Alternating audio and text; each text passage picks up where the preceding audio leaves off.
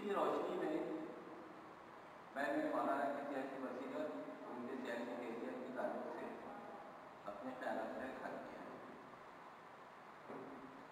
اس لیے کہ مولانا کے اپنے جو الفاظ ہیں، اپنے جو خیالات ہیں، وہ زیادہ معتبر ہیں مولانا کی سیاسی شخصیت کو سمجھنے کے لیے۔ مولانا ابوالکلام آزاد کا شمار سرزمین ہند کے اکابر سیاسی رہنماؤں میں ہوتا ہے، مگر وہ صرف ایک سیاسی رہنما نہیں تھے، بلکہ اس کے ساتھ ایک عالم دین، صحافی اور قائد تربیت بھی تھی۔ ملوی نقطۂ نظر سے دیکھا جائے تو یہ کہنا مبنی پر انصاف ہوگا کہ وہ ہندوستانی مسلمانوں کے بیکار رزق کی علامت ہے۔ مولانا ابوالکلام آزاد نے میدان سیاست میں بلا شبہ برق رفتاری سے پیش رفت کی، اور وہ کچھ ہی مدت میں تحریک آزادی کی سب سے بڑی تنظیم کانگریس کے صرف 35 سال کی عمر میں صدر منتخب کیے گئے۔ کانگریس کے سب سے کم عمر صدر منتخب ہونے کا ریکارڈ آج بھی ان کے نام ہے۔ مولانا آزاد کی سیاسی زندگی کو 3 ادوار میں تقسیم کیا جاتا ہے۔ پہلا دور 1905 سے 1916 کی درمیانی مدت پر محیط ہے۔ 1905 میں تقسیم بنگال کا واقعہ پیش آیا۔ مولانا آزاد نے دیکھا کہ انگریز تقسیم بنگال کے ذریعے ہندوؤں اور مسلمانوں میں تفرقہ ڈالنے میں کامیاب ہو گئے۔ اس خلیج میں اضافے کے لیے انہوں نے صوبہ جات متحدہ سے مسلم پولیس افسروں کا تبادلہ بنگال کیا۔ ان وجوہات کی وجہ سے ہندوؤں میں یہ بدگمانی پیدا ہوئی کہ مسلمان آزادی کی راہ میں رکاوٹ بن رہے ہیں۔ یہی مشاہدہ مولانا آزاد کے سیاست میں آنے کا سبب ہے۔ انہوں نے بنگال کے انقلابی رہنما شیام سندر چکرورتی سے رابطہ قائم کیا۔ شیام سندر نے ان کا تعارف اپنے حلقے میں کرایا۔ مولانا نے جب ان سے ان کی خفیہ تنظیم میں شامل ہونے کی خواہش کا اظہار کیا تو شروع میں وہ ان پر اعتماد کرنے کے لیے تیار نہیں ہوئے۔ کچھ عرصے بعد انہیں جب یہ یقین ہو گیا کہ مولانا آزاد مخلص ہیں تو انہوں نے انہیں اپنی تنظیم میں شامل کر دیا۔ مولانا آزاد نے ان لوگوں سے کہا کہ مصر، ایران اور ترکی میں جمہوریت اور آزادی کے حصول کی خاطر مسلمان انقلابی سرگرمیوں میں مصروف ہیں۔ ہندوستان کے مسلمان بھی اگر ہم ان میں رہ کر کام کریں اور انہیں اپنا دوست بنا لیں تو ہماری سیاسی جدوجہد میں شریک ہو جائیں گے۔ میں نے یہ نشاندہی کی، مولانا فرماتے ہیں کہ میں نے یہ نشاندہی کی کہ مسلمانوں کی سرگرم جارحیت حتیٰ کہ ان کی لاتعلقی بھی سیاسی آزادی کی جدوجہد کو بہت دشوار بنائی ہے۔ بعد ازاں مولانا نے اس خفیہ تنظیم کے اراکین کے سامنے اس کی توسیع کی تجویز پیش کی، مگر دیگر اراکین افشائے راز کے خیال سے راضی نہیں ہو رہے تھے۔ مگر مولانا نے دلائل سے انہیں قائل کیا اور پھر 2 سال کے اندر ہی اس تنظیم کی شاخیں شمالی ہندوستان کے متعدد شہروں اور بامبے میں قائم کی۔ مولانا آزاد 1908 میں مصر، ترکی اور فرانس کے دورے پر گئے۔ ترکی کے سفر کی خاص بات یہ ہے کہ وہاں ان کی ملاقات مصطفیٰ کمال پاشا کے پیرووں سے ہوئی۔ اس کے علاوہ چند ترک نوجوانوں سے بھی ملے جو قاہرہ سے ہفتے وار اخبار نکالتے تھے۔ اسی طرح انہوں نے جن عرب اور ترک قائدین سے ملاقات کی، انہوں نے انگریزوں کے خلاف تحریک سے مسلمانان ہند کی لاتعلقی پر حیرت کا اظہار کیا اور یہ کہا کہ مسلمانوں کو تو اس تحریک کی قیادت کرنا چاہیے۔ اس طرح کے خیالات سن کر مولانا آزاد نے عزم دل جزم کیا کہ وطن مرادے کے بعد پہلے سے زیادہ انضباط سے سیاسی سرگرمیوں میں حصہ لیں گے۔ مولانا آزاد نے وطن واپسی کے بعد سب سے پہلے کام یہ کیا کہ 1912 میں الاسلام کا اجرا کیا۔ اس کے ذریعے انہوں نے مسلمانوں کے سامنے ایک مستحکم متحدہ قومیت کا نظریہ اس قدر پرزور انداز میں پیش کیا کہ مسلمانوں کے جدید تعلیم یافتہ اور باشعور افراد ان کی طرف متوجہ ہو گئے۔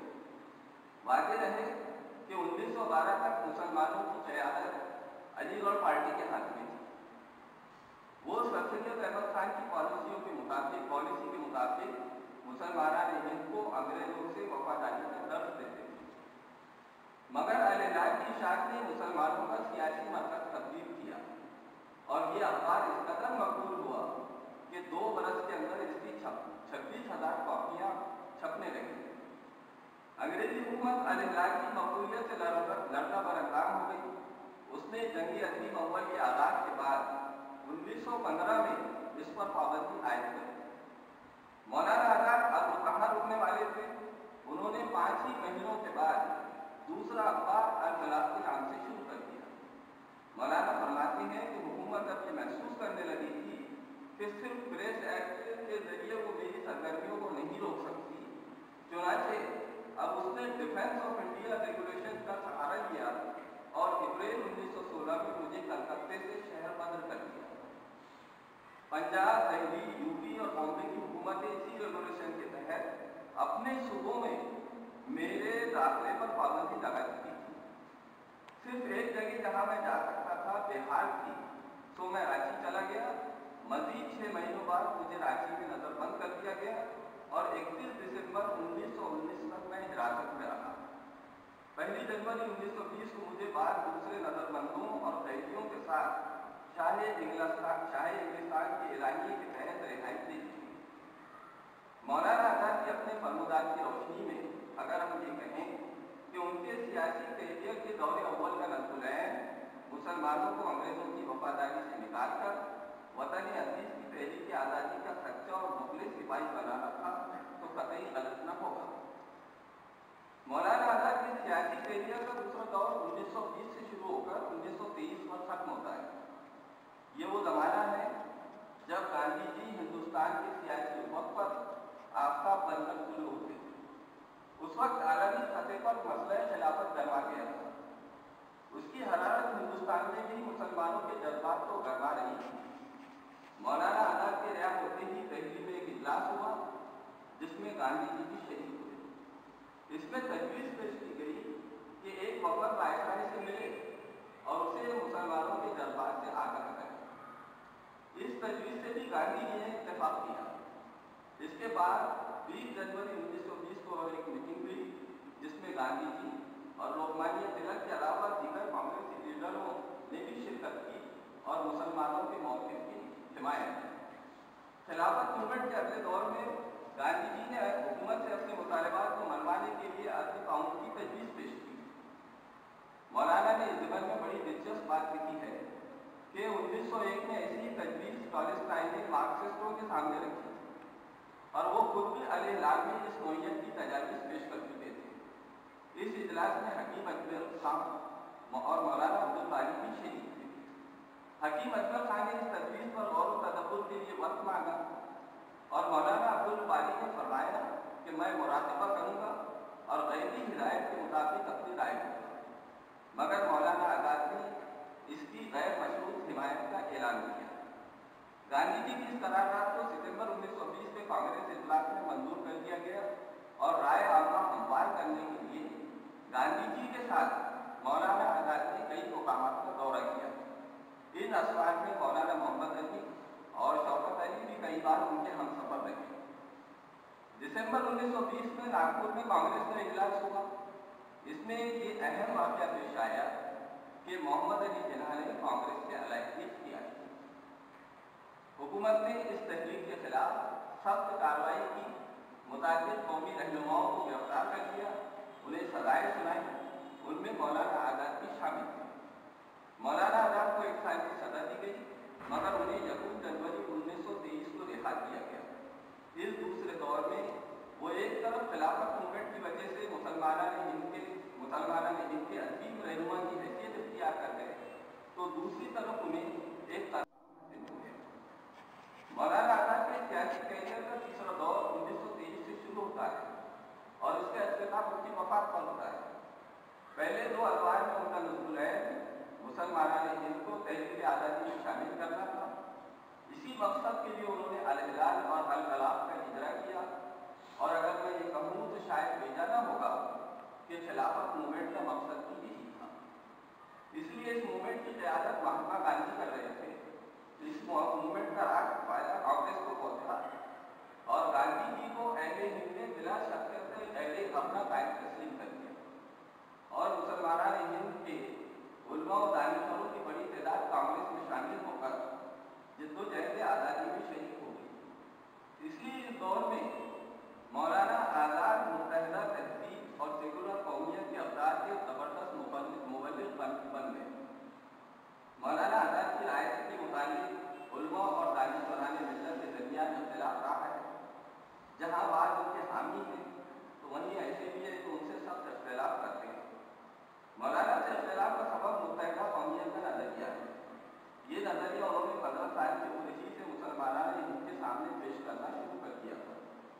1908 में जब मौलाना सिर्फ 18 साल के थे, बंगाल के एक सरगर्म मुस्लिम लीगी सर जाहिद सोहरवर्दी के मकान पर मुख्तलिफ उमूर पर गुफ्तगू करने के बाद ख्वाजा हसन निज़ामी साहब को एक कागज़ पर ये लिखा कि सब बातें मंजूर हैं पर इस्तिस्नाए शिरकत मुस्लिम लीग, यानी 18 साल की उम्र में उन्होंने मुस्लिम लीग में शामिल होने से इनकार कर दिया। इससे ये बात साबित होती है कि मुत्तहिदा कौमियत का नज़रिया मौलाना आज़ाद ही का पेश करता है और वो इस पर तमाम कौमी कायम रहते हैं।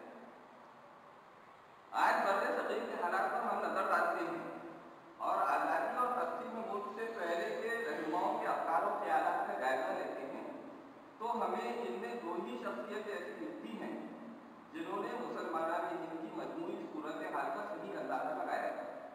उनमें पहली शख्सियत मौलाना अबुल कलाम आज़ाद की है, जिनकी राय ये थी कि मुसलमानों को बिरादरानी वतन के साथ मिलकर मुल्क को आज़ाद कराने की कोशिश करना चाहिए।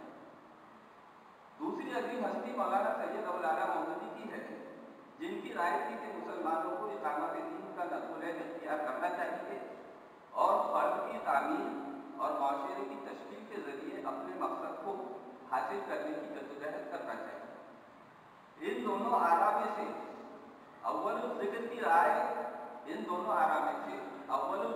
राय हिकमत अमली के नुक्ते नज़र से करीब सवाब थी, तो मौखिर ज़िक्र की राय तहफ़्फ़ुज़ ईमान व अक़ीदे के लिहाज से मबनी पर रहा। लारे इस बात की शहादत बर्रे सगीर के हालात दे रहे हैं।